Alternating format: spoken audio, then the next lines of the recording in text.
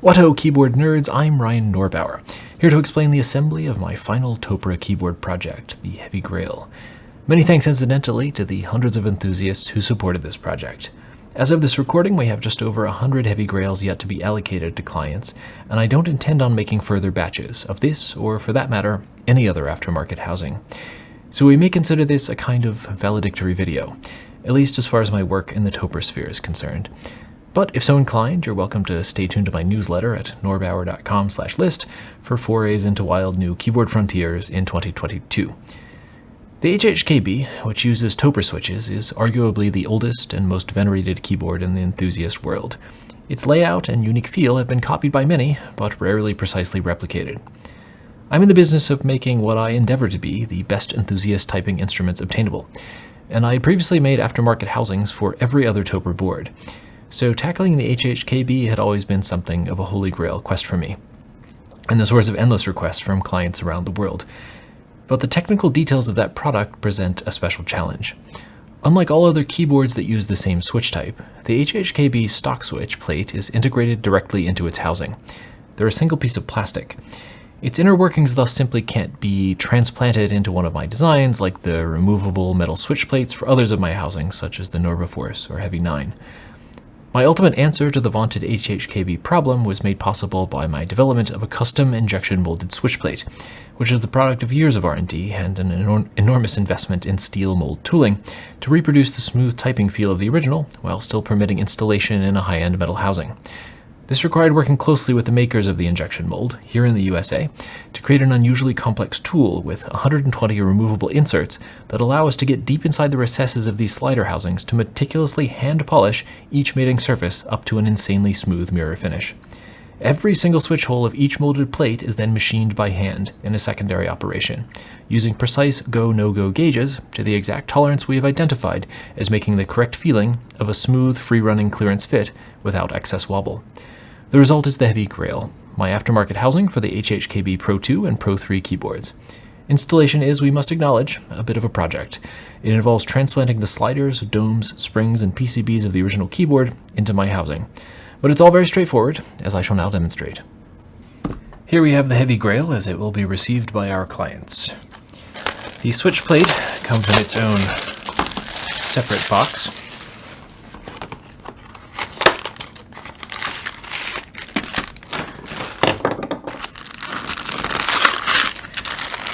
And in the switch plate box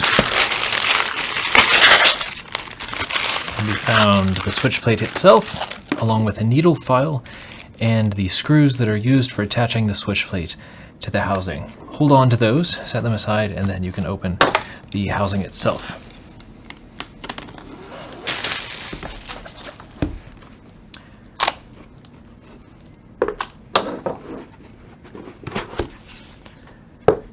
This happens to be a Sunset Boulevard housing in its own very specific color of pink. Here is a parts pack and the product credential folio, as I describe it, which provides an individual number and my signature and some cute little stamps and so forth, and a link to this video. You can, for now, set aside this box, but bear in mind that it's designed in such a way that you can actually install the keyboard with the keycaps, put it in here, and if you leave this plug out, you can close the box and store it with the fully assembled keyboard inside. Here's the Heavy Grail housing itself. Inside of it will come the switch plate gasket, and you just pull off the gasket from this insert. Inside of the housing, attached to the rear cover plate, is this acoustic dampener. It's lightly adhered in place just to have it correctly registered. Simply endeavor not to pull it out of that registration location. We can tell from the rear cover plate, because it has a hole in it, that this is a Pro 3 housing, also from the USB-C connector here. I have here a Pro 3 Classic, and again, it's identifiable by the USB-C port. There are USB mini ports on the Pro 2 keyboards. The main differences are in the internals, and I'll show you what that looks like. But in either case, we must first get into the keyboard. And we begin that by getting a Phillips head screwdriver, which is not included because most people have access to them, especially keyboard enthusiasts. So grab your handy Phillips head screwdriver and remove the screws from your HHKB's rear. Now bear in mind that of course doing this will invalidate your warranty, and that's part of the keyboard adventure. Especially I love being transgressive and penetrating the do not remove sticker. The most important thing to pay attention to, whether it's a Pro 2 or a Pro 3, is to this ribbon cable which connects the breakout PCB to the main PCB. That ribbon cable is going to look different depending on what type of keyboard you have. If it's a Pro 3, it's going to look like this, and it's this unbelievably fine and quite brittle cable, and so you need to be extremely careful when handling it, because if you bend too much at either of these locations, you actually can break it, in which case you've essentially rendered useless your HHKB and you would have to get another. So be particularly careful not to do that. Let me show you here what it looks like on a Pro 3 board. It's somewhat more resilient cable covered in a polymer that's considerably more robust. So you have to worry about it a little bit less, but nevertheless be careful when opening the keyboard. Now the next step is to disconnect the cable from the breakout PCB. And that process is different for each keyboard type. So here on the Pro 3 we have this rather unusual mechanism that connects the ribbon cable to the breakout PCB, and in fact there's the same mechanism here on both sides. And we have to be very careful when pulling this off to not overstress or bend these blue cables. And the best way to do that is to ensure that you're only touching this bar that goes on the outside of the connector. That bar will become more visible here in a moment when I pull it up. You can do it with the end of a flathead screwdriver, or actually pull it up with your finger. You can see how there's that little swinging bar. That is the thing that you need to make sure is entirely free and out of the way before you try to pull the ribbon cable out of its position. Now we can gently use that bar, not pulling on the cable, but pulling on the bar backwards, and we pull it out of place. Super easy. You just have to be somewhat delicate and be careful of this blue cable.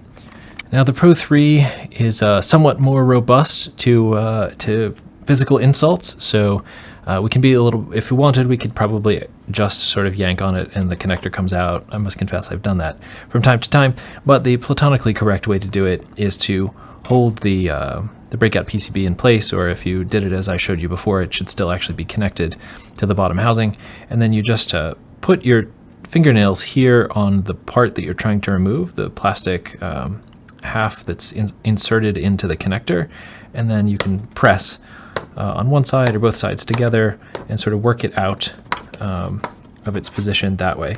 You can also use like a flathead screwdriver, or in this case I'm just using a Phillips head to pop it out of place. But the idea is you want to be pressing here on these ends of the connector so that you're not stressing the cable.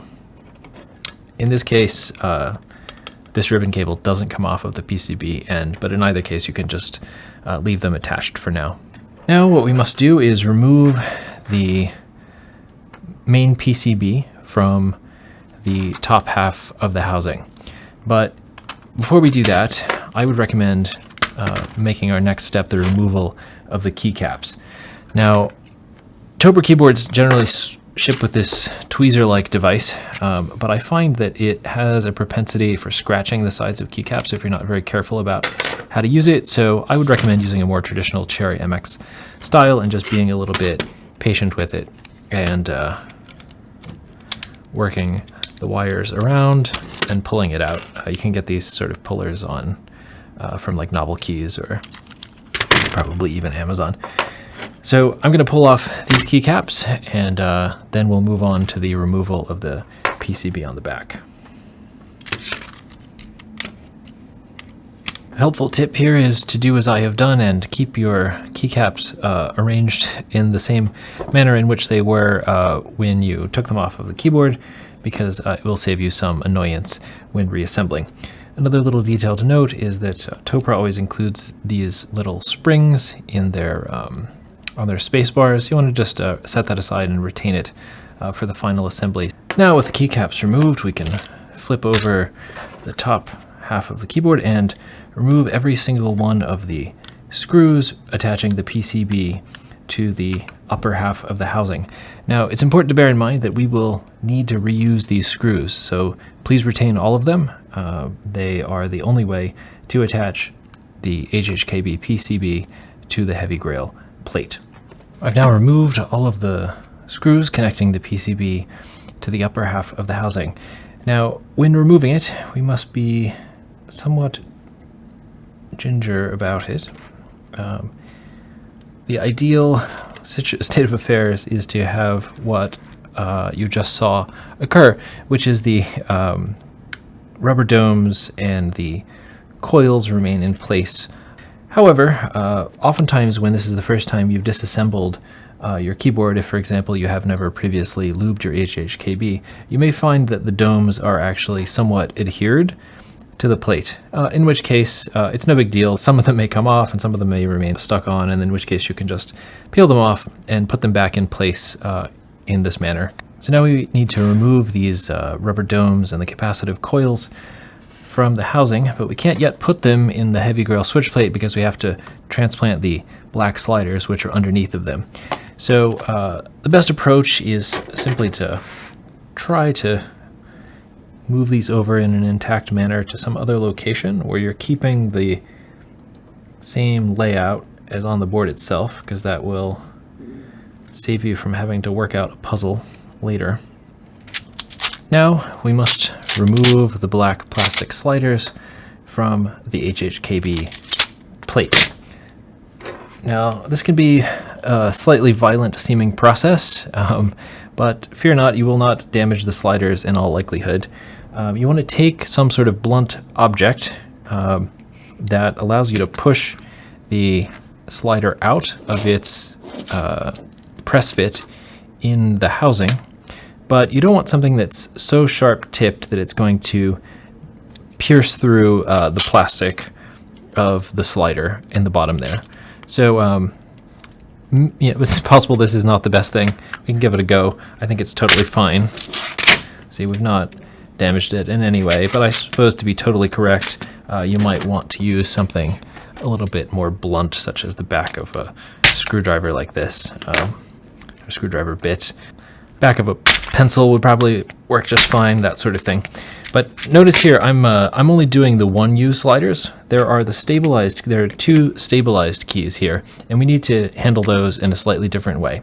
But first, I'll remove all of the 1U sliders, and we'll turn the plate around and move on to the stabilized keys. You'll often find when you do this that only when you do it for the first time, you'll see little tiny shards of black plastic, and this can sometimes be concerning for people. On each slider here, there's this little hook on the tip. And that's what keeps the sliders in place when we flip it over. And so it doesn't actually serve any particularly functional purpose other than making assembly a little bit easier. So what's happening there when you're pressing it out is it's just shaving off the sharpest edge of that little hook, and that should not be a matter of any concern because it doesn't serve any functional purpose during the use of the keyboard.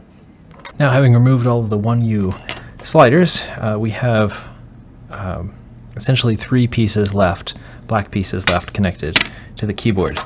And these just have, these stabilized keys use a stabilizer wire that needs to be popped out of little clips in the plate. So you can choose a little flathead screwdriver to pop the clip or the wire out of its position in the clip, and it'll come right out. That's at least true for these 2 side stabilizers. Now the final remaining piece to remove is the spacebar stabilizer.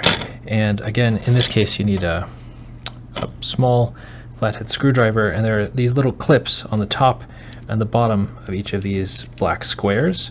and you just simply insert your flathead in the clip to pull them away from their overhang in the plate, and it'll pop right out.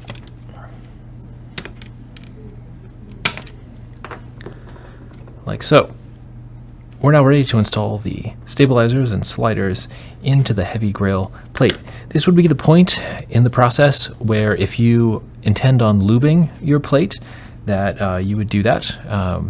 The lubing of Topra slider housings is its own special dark art, and I would refer you to other resources on the web for that, and you can always email us if you need any pointers, but I actually quite like the stock sound and feel of the heavy Grail plate because of all the effort we've put into making these slider rails be as smooth as possible. So I would recommend perhaps even trying it first to see how you feel about it in its stock form. But if you're going to lube, now would be the time to do it, and then we proceed in popping the sliders back into place. A question that's frequently asked is, does the orientation of the slider matter? The parts are asymmetrical. There's a little cutout here on one end, and it really doesn't matter either way. If you wish to be meticulous about it, you can just have them all be consistent, but in my experience, it doesn't matter either way. So I'm going to pop all of these in, one by one. Incidentally, the reason for that asymmetry, if you find it interesting, this little cutout here is it's something that allows that overhang clip to be manufactured or moldable. So this is just it's purely a manufacturability concern. It doesn't have any functional relevance to the part, which is why the orientation and use just simply doesn't matter. Now you may be able to see here, so the way this part is made is it's injection molded in a steel tool, which is made out of two halves, which means that there has to be a parting line between the two halves where the mold separates. It so happens that that parting line here on this part is on the interior surface of the through hole for the sliders. Now, this has been engineered to be in a location so that it won't actually interfere with the mating surfaces, but nevertheless, sometimes you can get a little bit of what's called flashing, which is the little bit of material which is sort of squeezed into the gap between the two halves of the mold, and then you get this like little hair of plastic there, which you can barely see. And that's why we include the needle file. You can just give it a little very quick, gentle abrasion with that needle file, and it'll remove that part if it bothers you. Here's another example of one of the tiniest little bits of flashing. If it bothers you, again, you can just remove it, but in my experience it doesn't actually functionally impair the use of the keyboard at all, but you know, if we're going to such lengths, might as well have it be perfect. Now the reinsertion of the stabilizers is pretty straightforward. You simply are essentially reversing the process as we did it before. For the spacebar, it's much easier. You just essentially just pop it back into place, and that's that. And then these stabilized keys, the other stabilized keys are a little bit more tricky. I'm going to orient it, as I said before, with the spacebar facing away from me, and then you're going to have the stabilizer wire hanging out toward the spacebar. But first, I start by putting the black plastic part through the hole in the plate. I'm now going to do the same on the other side.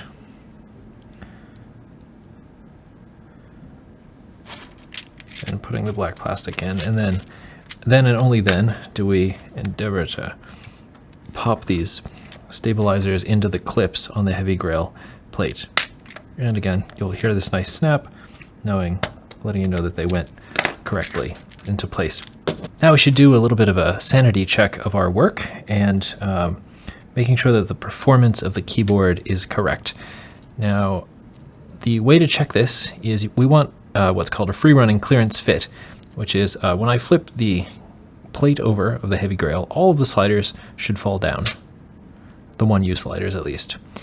And now when I flip it over, they should all fall entirely back into place. That's because of the resistance of the wire and so forth. That's not going to happen as straightforwardly with the two stabilized keys, but you want to note that they move totally freely without resistance and a similar feel to the 1U keys. You can just put it between your pinky and thumb and make sure that everything feels good. As I mentioned, we use these go, no-go gauges that allow us to test that the holes are not too big and not too small when we're doing QC.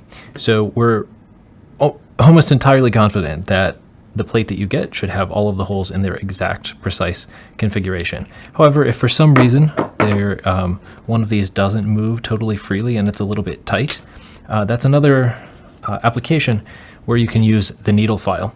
You can just make a circular pass with this abrasive file a couple of times, and in almost every case that should be entirely sufficient to remove just enough material to get your key moving completely freely. But in the extremely unlikely scenario that you assemble the board and you find you have a key that doesn't pop up, that would be the solution. Of course, if that does happen, feel free to let us know and we'll be happy to walk you through it. Now we want to remove the rear cover plate using the hex wrenches provided in the parts pack. And this may be a good moment to open up the parts pack and have a look at what's inside. I'm not the world's most fastidious person when it comes to opening packaging, so I always mess it up as I go. These are the rubber bumpers that go on the bottom, so now is actually a perfectly fine time to apply those. We include some extra countersink screws that hold the rear cover plate onto the housing in case yours get lost, damaged, or stripped. And there are these flange-headed screws, the purpose of which is to fasten the breakout PCB onto the rear cover plate, which I'll demonstrate later.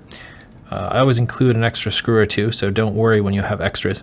There are also these little washer-like looking things, which are actually shims for use on the breakout PCB in the event that yours sits a little bit too low. This allows you to adjust the height, and I'll explain that a little bit more. The time has now come to install the plate into the housing. Well, first we're going to install the rubber gasket. It's technically Poron, which I suppose is a kind of rubber. But in any case, the purpose of this is to impart a similar sort of bouncy feeling to the heavy Grail that the original HHKB has. There are certain inherent limits on our ability to have the exact same polymer-like feeling of the HHKB while still using a metal housing with its improved aesthetics and acoustics. But the purpose of this Poron gasket is to recreate or bring a little bit of that soft feeling back to the interface between the hard housing and the polymer plate that we're using. So if for some reason you prefer a firmer feel, you can elect not to use the gasket, but just bear in mind that the keycaps will sit a little bit higher in the housing by exactly the amount of thickness of this gasket.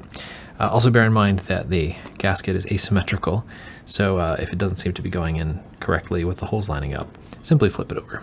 Now, I will confess this is probably the most fiddly part of the process. Getting the gasket into place and getting the plate correctly lined up. But with a little bit of patience and diligence, we shall prevail. You can see that I've installed a couple of keycaps here, which will help us with alignment on the front. But first, I think we want to just gently drop the switch plate into place, trying not to knock the gasket off of the ledge. And then we will put just 2 screws in 2 corners into place, and then we'll check alignment on the front before proceeding to install the rest of the screws.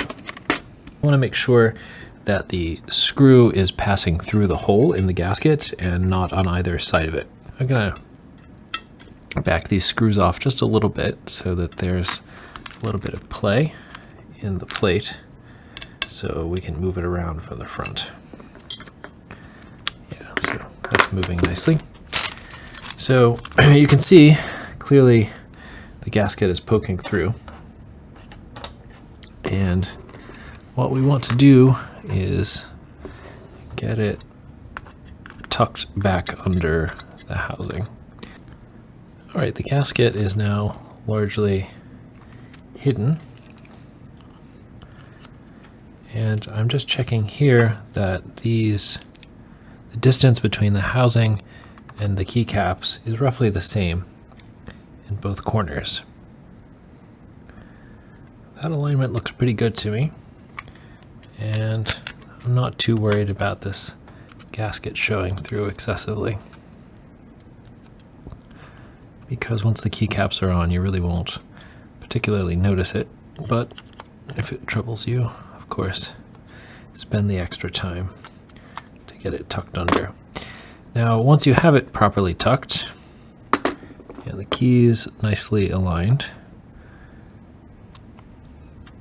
you want to try to hold the plate and the housing under tension as you flip it over, trying not to let it move around, and tighten down those two corner screws, which should hold everything into place nicely.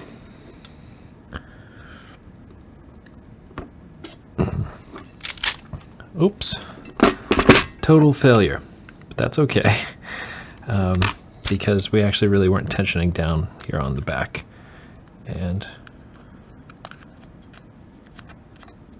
actually, so what we should do then is get, because the gasket is pulling away up here on the top, what we need to do is get one more screw in up there. So I'm gonna pull it so that the hole is available. Just really wants, this particular one for some strange reason really wants to pull away at the top. So I'm pressing down as I screw in.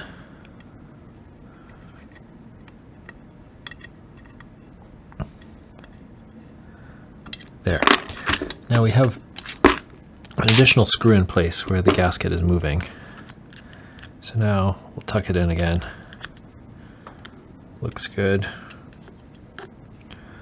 Flip it over, immediately tighten that screw. There we go, that looks pretty good. Again, do a little bit more tucking for the other screws. Flip it over and repeat that process until everything looks right. All right, I've installed all of the domes and I've ensured that all of the coils are in place. If you feel like you've lost a coil but you can't find it anywhere on the floor, bear in mind that it's very easy for them to get piled on top of each other and that not to be super visible.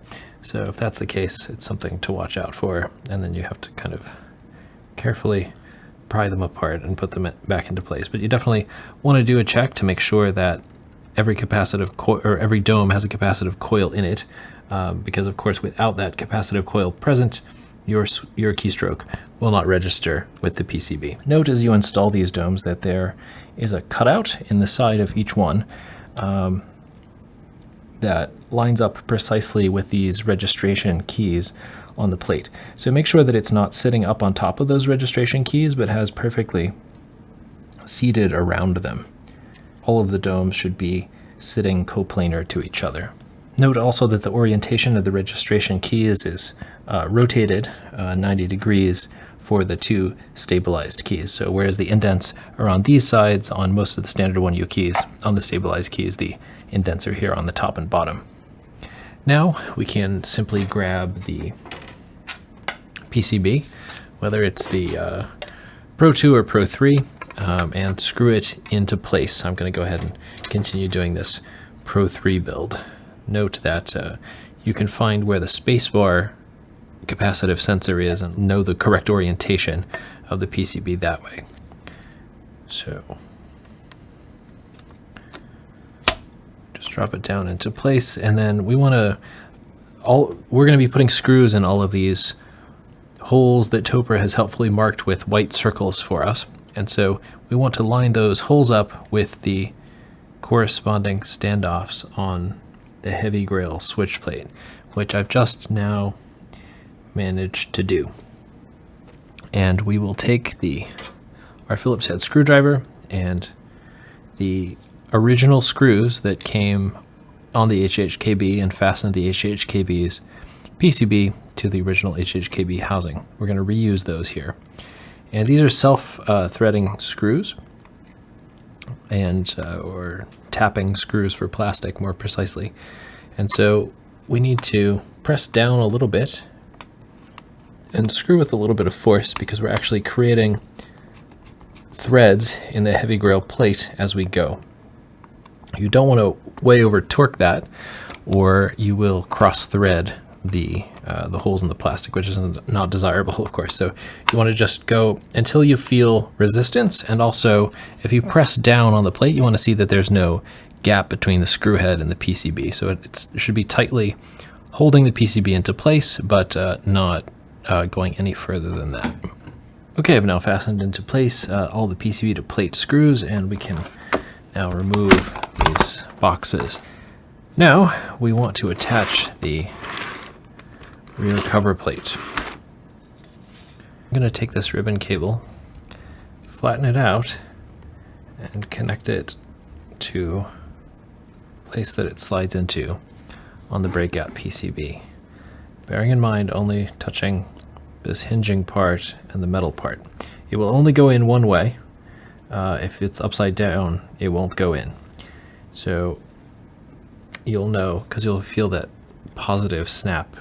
And then this hinge part will be able to snap into place around the connector.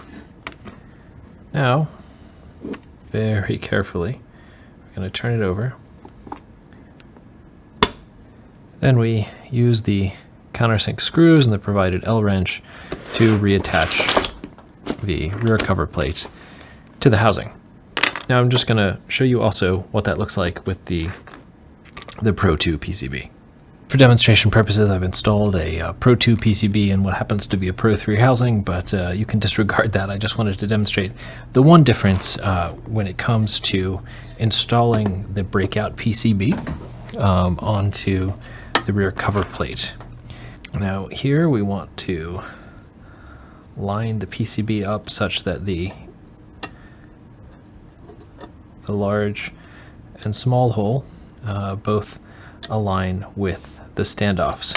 Then I'm going to grab the two washer-like shims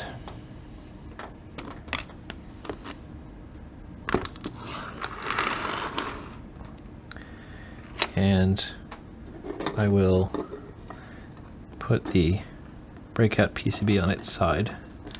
I'll put the screw through it. I'll put the shim on the lower face of the breakout PCB, and I'll do the same thing on the other side, which requires perhaps a little bit of dexterity. Okay, now I have the screws and on the top, screw heads on the top of the breakout PCB, and the two shims on the bottom. We're now gonna put those on the standoffs. Do my best to get them lined up. Best to sort of go one at a time before tightening both down.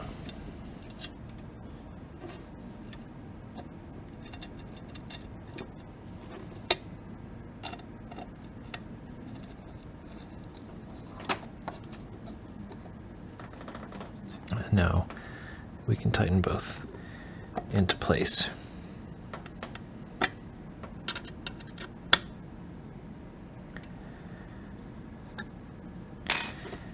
If when you install the Pro 2 rear cover plate into the Pro 2 housing, if you find that the USB mini connector isn't precisely aligning with the through hole on that housing, it's probably because you forgot to install those shims. Now, the best way is to actually put the rear cover plate down and then hold the housing in place so you get these two really close to each other. Then it's much easier to just pop the connector into place. And again, you should feel a positive click that'll give you the sense that it's now fully seated in place. Now we can finish up the build by putting the keycaps back where they belong. Don't forget to install that spacebar spring that we retained from our original disassembly. And there we have a stock heavy Grail. When you plug it in, you want to obviously Check to make sure that all of the switches are operating in the normal manner. Since this is not a traditional plate swap build, we've actually completely disassembled and reassembled the whole capacitive coil assembly. It's always possible that the capacitive coils or the domes might have become slightly misaligned when you were between when you had seated them in the heavy Grail plate and when you'd attached or screwed on the PCB. I personally have never experienced a dome misalignment issue in all my years of taking apart and putting together Topra boards, but I know that it's something that people say that they sometimes have troubles with. So if you have just one key that seems to not be working correctly, then you need to take it apart, remove the PCB, and check for dome and capacitive coil alignment. However, if you experience total failure of the keyboard, when you plug it in, it's just not being recognized by the computer, then your issue probably relates to the connection between the breakout PCB and the main PCB. Probably one of those connectors isn't fully seated. If you have any questions, of course, send us an email to shop@norbauer.com. We've had extensive experience taking apart and building these keyboards for years, and we're happy to walk you through any issues you might have. Many thanks for listening to this rather long video and following along with the build process. I am enormously grateful to everyone who supported this project. I think it was a great capstone to my exploits in the world of Topra, and I'm enormously happy with how it came out, how it sounds and feels, and I certainly hope that everyone else will feel the same way.